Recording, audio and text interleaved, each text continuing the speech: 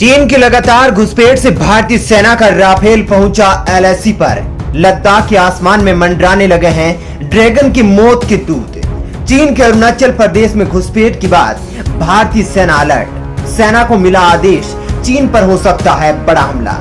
जी हां, भयंकर तनातनी, खतरनाक हथियार, लाखों की संख्या में जाबाज भारतीय जवान, सबका लद्दाख में मेला सज चुका है।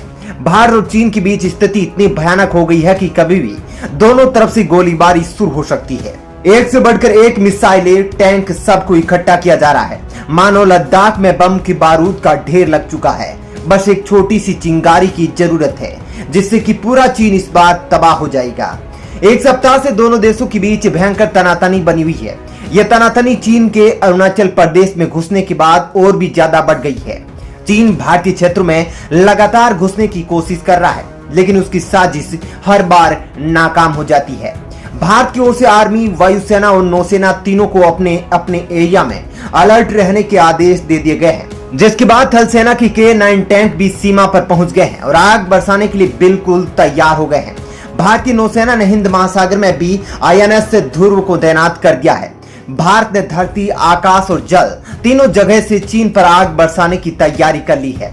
भारत ने ऐसी तैयारी कर ली है जिससे जिनपिंग हैरान हो गया है। दोस्तों, चीन चला था भारत को धमकाने, सोच रहा था कि ये 1962 का भारत है, लेकिन भारत में जो उसका बाप बेटा है वो छोटी छोटी नहीं बड़ी आंख वाला है, जिसकी कूटनीतिक चाल चीन के कागजी शेरों को एक सेकंड में तहस नहस कर दी।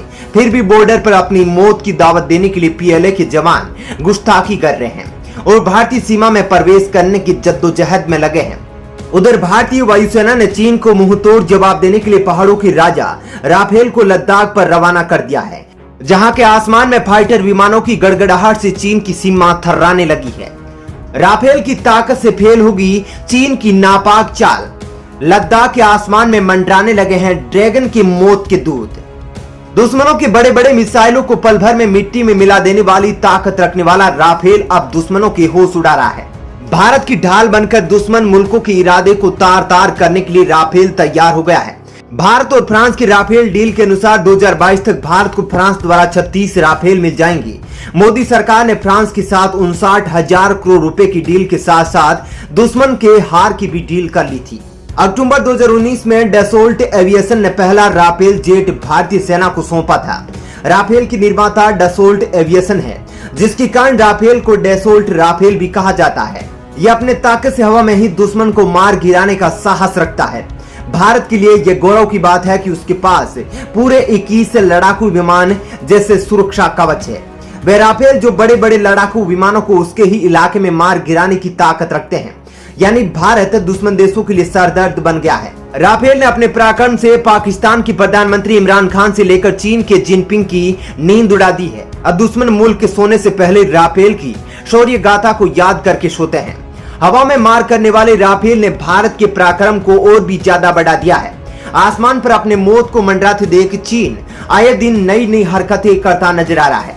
LAC पर जंगी बेड़े की डिफेंस को ड्रिल करके या फिर भारतीय मिसाइल को टारगेट करके रूसी S-400 मिसाइल डिफेंस सिस्टम तैनात कर चीन अपनी बौखलाहट दिखा रहा है।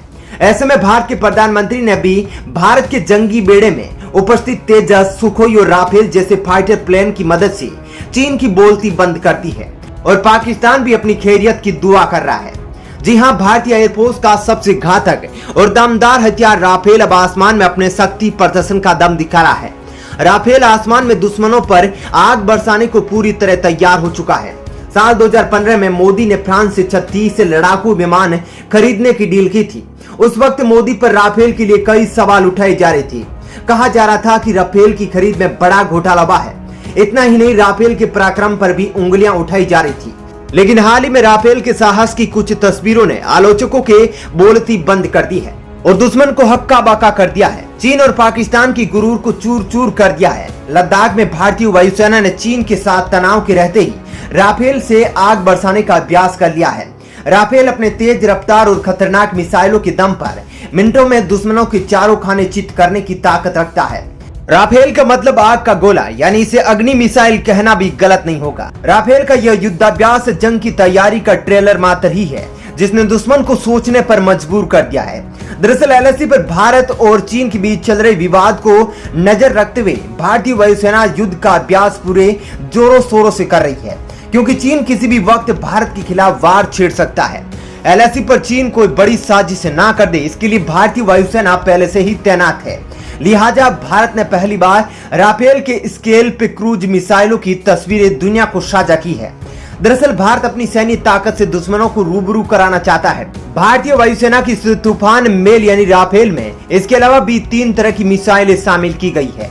पहली हवा से हवा में मार करने वाली मीडिएटर मिसाइल, दूसरी हवा से जमीन में मार करने वाली स्केल्प मिसाइल और तीसरी हैमर मिसाइल शामिल है।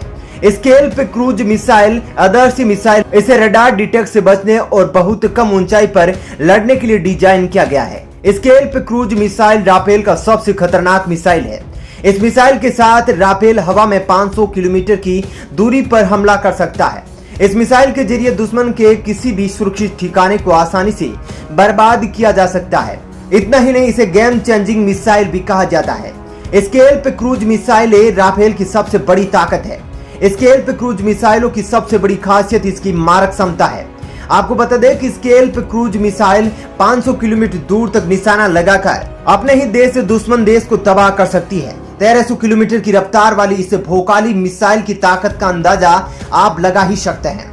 इसलिए इसकी कीमत 7.5 करोड़ रुपए है। इतना ही नहीं, यह मिसाइल 1000 किलोमीटर प्रति घंटे की रफ्तार से दुश्मन के अति सुरक्षित ठिकानों को भी पलक झपकते ही तबाह कर सकती है। युद्ध का खेल बदल देने वाली यह मिसाइल जीपीएस सिस्टम की मदद से सीधा और सटीक निशाना साधकर दुश्मन को मौत की घाट उतार सकती है। स्केल्प मिसाइल के साथ साथ मीटियर मिसाइल भी राफेल की सबसे मजबूत ढाल है। आपको बता दें कि दुनिया के सभी medium range air to air missile से 3 गुना ज्यादा हमला करने की क्षमता मीटियर मिसाइल में है और इसकी रेंज करीब 150 किलोमीटर है।